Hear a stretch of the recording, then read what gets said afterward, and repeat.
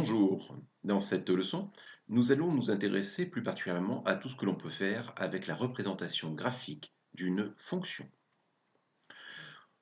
Tout d'abord, rappelons-nous ce que c'est que la représentation graphique d'une fonction. En fait, c'est l'ensemble de tous les points qui ont pour coordonnées x comme abscisse, une variable, et f de x, c'est-à-dire l'image de x par la fonction f comme ordonnée. Donc, sur notre schéma que nous maîtrisons bien maintenant, eh bien, on avait donné le vocabulaire qui correspondait à la représentation graphique de la fonction. La variable, c'est l'abscisse, et l'ordonnée, c'est le résultat, l'image par la fonction de cette abscisse. Il faut absolument bien mémoriser cette identité parfaite entre l'antécédent, la variable l'abscisse, c'est-à-dire tout ce qui se situe sur l'axe des abscisses horizontales, et puis l'image, le résultat, l'ordonnée, tout ce qui se situe sur l'axe des ordonnées verticales.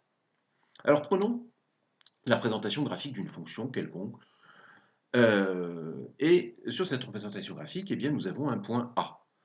En fait, la lecture de cette représentation graphique nous permet de savoir que le point A a pour abscisse 2, qu'il a pour ordonnée 3, et que donc cette fonction que nous ne connaissons pas, on ne sait pas très bien ce qu'elle représente, mais ça n'a pas d'importance, eh bien cette fonction, l'image du nombre 2, c'est le nombre 3.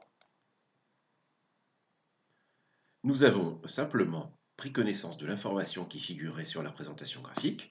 Le point A a pour abscisse 2, il a pour ordonnée 3, il appartient à la représentation graphique de la fonction f, par conséquent, f de 2 est égal à 3. Pour chercher l'image d'un nombre, il faut donc repérer ce nombre sur l'axe des abscisses. Supposons que je cherche par exemple l'image du nombre 4. Je le repère sur l'axe des abscisses, et ensuite je n'ai plus qu'à tracer un trait vertical pour rejoindre la courbe représentative de ma fonction f.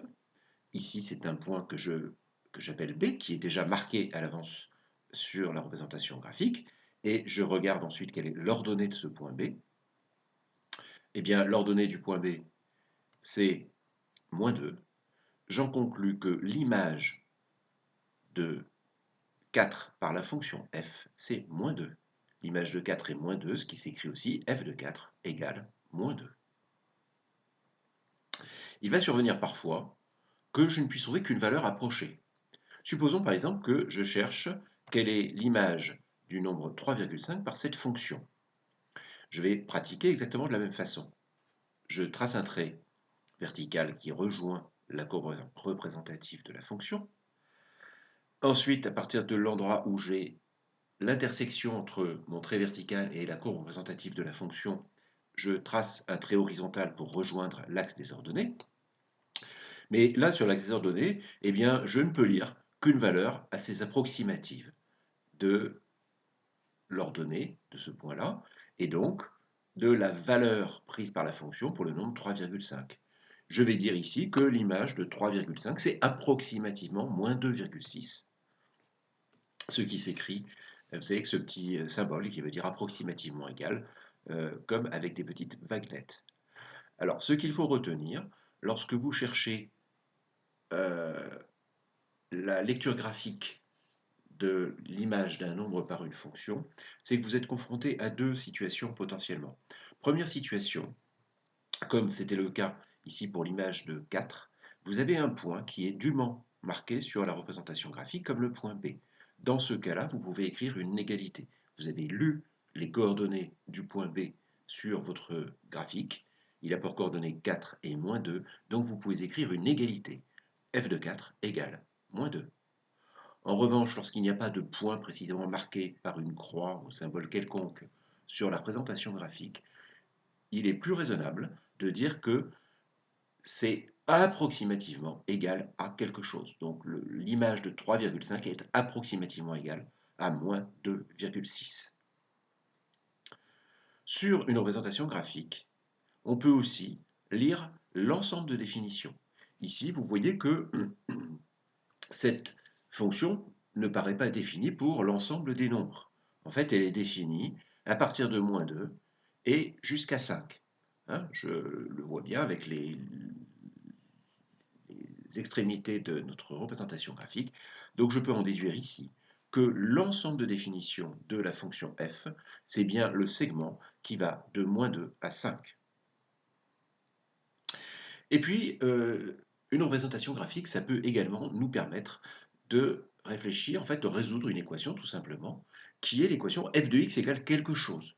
Hein. C'est ce qu'on appelle chercher un antécédent, c'est-à-dire que je me donne un nombre, une valeur, et je vais essayer de voir quelles sont les valeurs prises par la variable pour lesquelles l'image est égale à la valeur cherchée. Supposons que je cherche le ou les antécédents de 2, eh bien ça veut dire que je veux résoudre une équation f de x égale 2 et trouver toutes les valeurs de x pour lesquelles la fonction aura pour image 2. Pour le faire avec une représentation graphique, le plus simple c'est de tracer une droite horizontale. Si je cherche le ou les antécédents pour le nombre 2, eh bien je trace une droite horizontale qui coupe l'axe des ordonnées au point d'ordonnée 2. Et à chaque fois en fait, que cette droite va rencontrer la courbe représentative de la fonction f, cela voudra dire que j'ai trouvé un point qui a pour ordonnée 2, et je vais regarder quel est l'antécédent de cette ordonnée, quelle est l'abscisse donc de ce point. Donc ici, j'ai un premier point d'intersection. Je regarde quelle est son abscisse. J'ai un deuxième point d'intersection, je regarde quelle est son abscisse, un troisième, un quatrième. Et je peux répondre à la question, quels sont les nombres pour lesquels f de x est égal à 2? Eh bien déjà, il y en a 4, donc je peux écrire de façon certaine et très affirmative que 2 a 4 antécédents par la fonction f. Et leurs valeurs, elles sont plus approximatives. Ici, vous avez vu que nous n'avons pas de points particulièrement marqués pour ces nombres qui ont pour image 2 par la fonction. Alors, il y a le premier point. On a vraiment l'impression, en regardant attentivement notre représentation graphique, que l'endroit où cette droite horizontale coupe la représentation graphique de la fonction, c'est bien le point de coordonnées -1 et 2.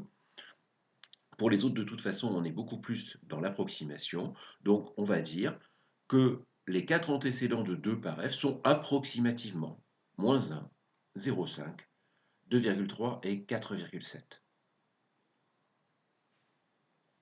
À revoir après ce chapitre, la leçon sur les fonctions de référence.